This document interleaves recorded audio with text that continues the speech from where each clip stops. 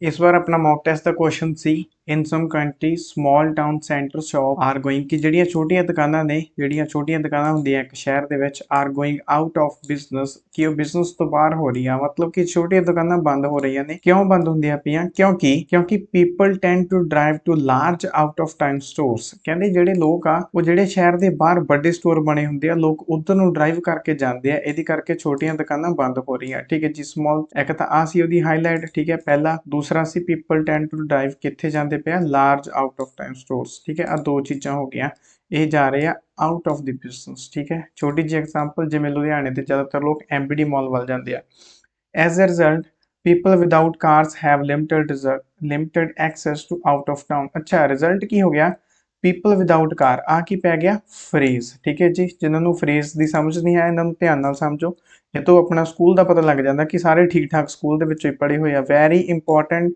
जे तुसीं higher band score लेने ने तुहानूं फ्रेज ना आउंदे होए काफ़ी बहुत ज़्यादा डिफिकल्ट हो जाना चलो पीपल विदाउट कार्स मतलब जिहड़े लोकां कोले कार नहीं है have limited access to out of town stores उन्हां कोले आउट ऑफ टाउन स्टोर दे लई लिमिटेड एक्सेस ही है मतलब कि वो घट ही जा सकते हैं उत्थे ठीक है जी and it may result in increase in the use of cars ठीक है सारी एक बारी गल समझ लो ਕਹਿੰਦੇ ਕਈ ਕੰਟਰੀਆਂ ਦੇ ਵਿੱਚ ਜਿਹੜੀਆਂ ਛੋਟੀਆਂ ਦੁਕਾਨਾਂ ਨੇ ਉਹ ਬੰਦ ਹੋ ਰਹੀਆਂ ਨੇ ਬਿਲਕੁਲ ਸਹੀ ਆ ਕਿਉਂਕਿ ਜਿਹੜੇ ਲੋਕਾਂ ਦੀ ਅੱਜ ਕੱਲ ਆਦਤ ਬਣ ਗਈ ਹੈ ਕਿ ਲਾਰਜ ਆਊਟ ਆਫ ਟਾਊਨ ਜਿਹੜੇ ਸ਼ਹਿਰ ਤੋਂ ਬਾਹਰ ਵੱਡੇ ਸਟੋਰ ਬਣੇ ਆ ਉਧਰ ਨੂੰ ਜਾਣ ਦੀ ਥੋੜੀ ਉਹਨਾਂ ਦੀ ਟੈਂਡੈਂਸੀ ਹੋ ਗਈ ਆ ਐਜ਼ ਅ ਰਿਜ਼ਲਟ ਉਹ ਉਹਨਾਂ ਦੀ ਸੋਚ ਦੀ ਕਰਕੇ ਪ੍ਰੋਬਲਮ ਕੀ ਆ ਗਈ ਆ ਜਿਹੜੇ ਲੋਕਾਂ ਕੋਲੇ ਕਾਰ ਨਹੀਂ ਹੈਗੀ ਇੱਕ ਤਾਂ ਉਹਨਾਂ ਕੋਲੇ limited access to out of town ਪਹਿਲੀ ਚੀਜ਼ ਹੋ ਗਈ दूसरे नंबर ते it may also results in ਇਹਦੀ ਕਰਕੇ ਇਹ ਵੀ ਰਿਜ਼ਲਟ ਆ ਕਿ ਯੂਜ਼ ਆਫ ਕਾਰ ਕਿਉਂਕਿ ਉਹ ਠੀਕ ਹੈ ਜੀ ਦੋ ਪ੍ਰੋਬਲਮਸ ਉਹਨਾਂ ਨੇ ਆਪਣੇ ਆਪ ਹੀ ਦੱਸਤੀਆਂ ਤੁਹਾਨੂੰ ਲੱਗਦਾ ਕਹਿੰਦੇ ਇਹ ਚੀਜ਼ ਦੇ ਡਿਸਐਡਵਾਂਟੇਜਸ ਸਭ ਤੋਂ ਪਹਿਲਾਂ ਤਾਂ ਇਹ ਚੀਜ਼ ਸਮਝਣ ਵਾਲੀ ਆ ਵੀ ਕਿਹੜੀ ਚੀਜ਼ ਦੇ ਡਿਸਐਡਵਾਂਟੇਜ ਆ ਚੀਜ਼ ਦੇ ਦੇਖੋ ਲੋਕਾਂ ਨੇ ਨਾ ਆ ਕੰਮ ਕਰਤਾ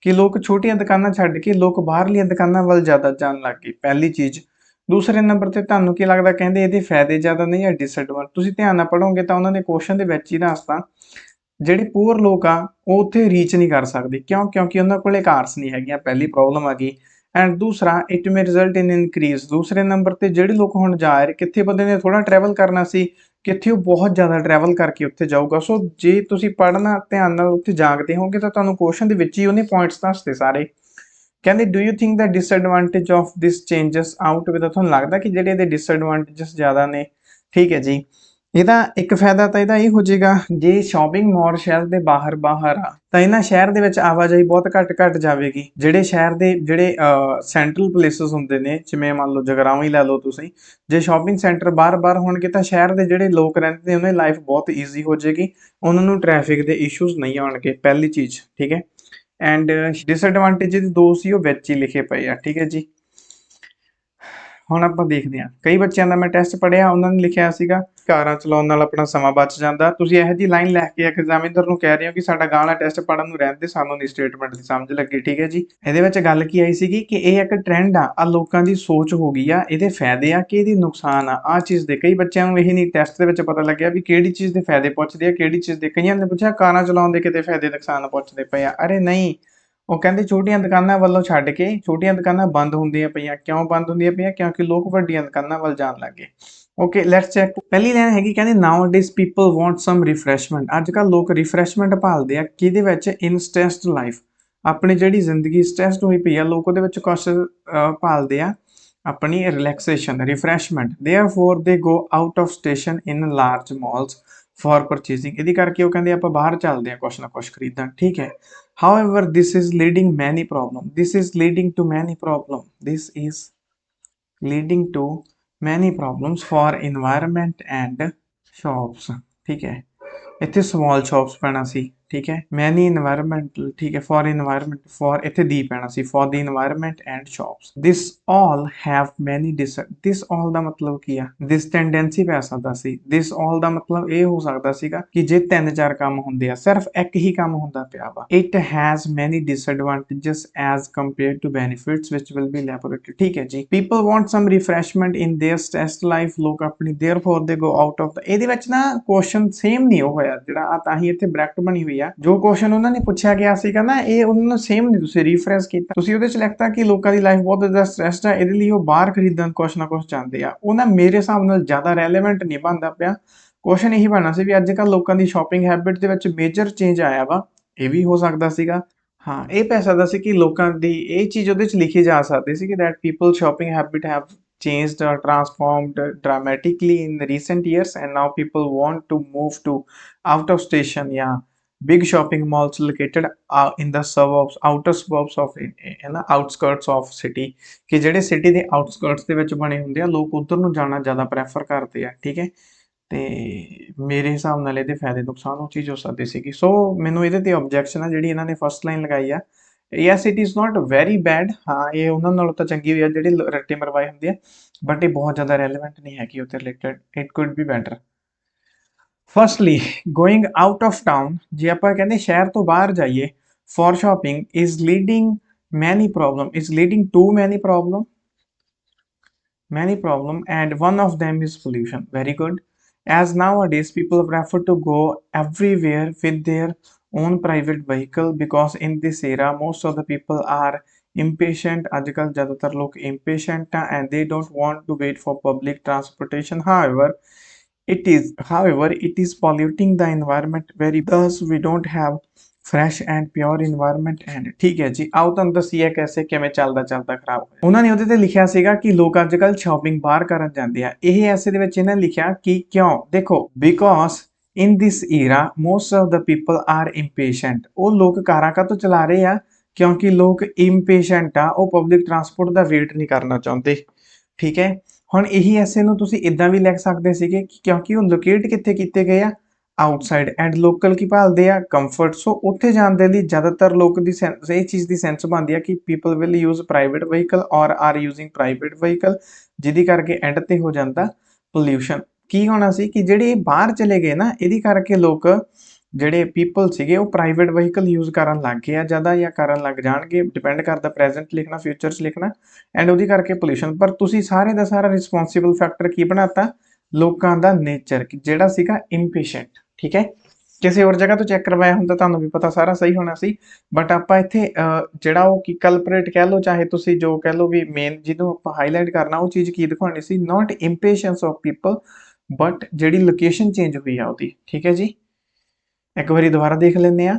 firstly going out of town for shopping is leading to many problem and one of them, ਸਭ ਤੋਂ ਪਹਿਲਾਂ ਕਹਿੰਦੇ ਇਹਦੀ ਕਰਕੇ ਵੱਡੀ ਪ੍ਰੋਬਲਮ ਹੁੰਦੀ ਆ ਪੋਲਿਊਸ਼ਨ ਹੁੰਦਾ। ਮੰਨ ਗਏ, ਅੱਜ ਕੱਲ ਪੀਪਲ ਪ੍ਰੈਫਰ ਕਰਦੇ ਆ ਹਰ ਇੱਕ ਜਗ੍ਹਾ ਤੇ ਜਾਣਾ ਆਪਣੇ ਪ੍ਰਾਈਵੇਟ ਵਹੀਕਲ ਤੇ।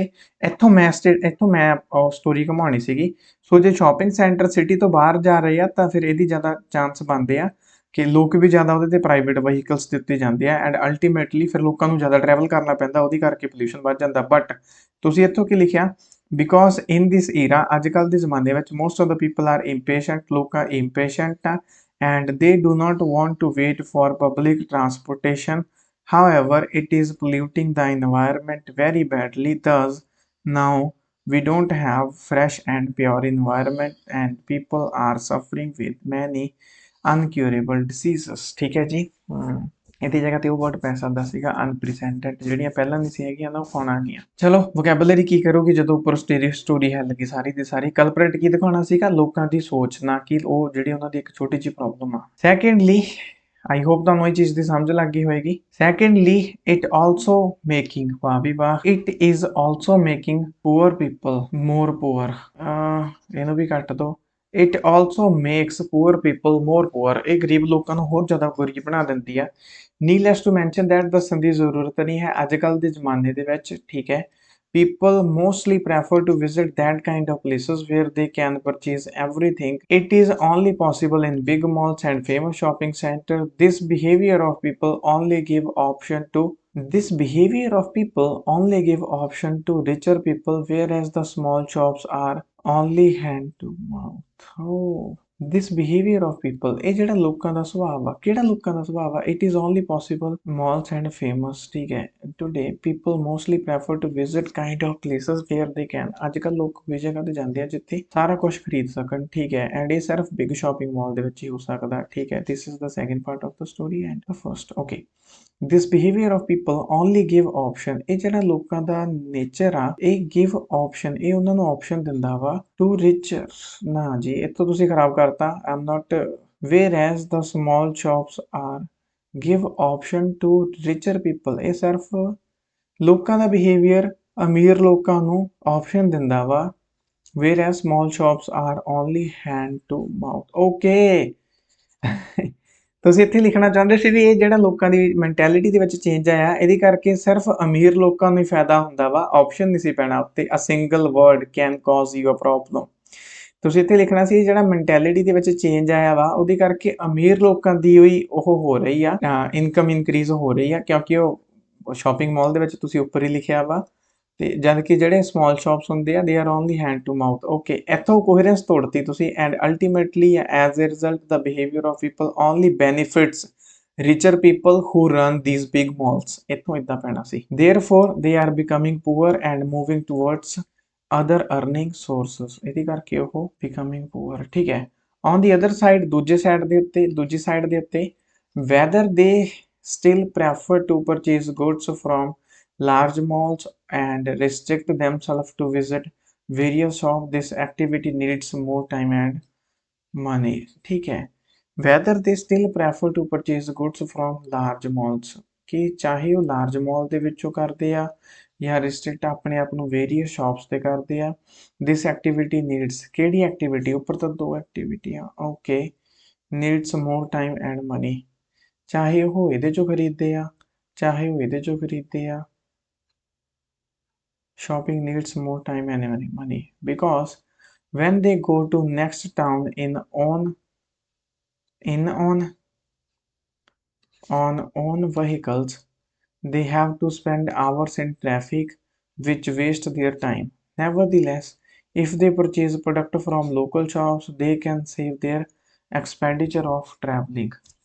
ਇਹ 'ਚ ਤੁਸੀਂ ਕੀ ਲਿਖਿਆ, ਕਹਿੰਦੇ ਚਾਹੇ ਉਹ ਪਰਚੇਜ਼ ਕਰਨ, whether they still prefer to purchase goods from large malls, ਚਾਹੇ ਉਹ ਲਾਰਜ ਮਾਲ ਚੋਂ ਖਰੀਦਦੇ ਆ ਜਾਂ ਆਪਣੇ ਆਪ ਨੂੰ ਰੋਕਦੇ ਆ ਕਿ ਵਿਜ਼ਿਟ ਵੇਰੀਅਸ ਸ਼ਾਪਸ।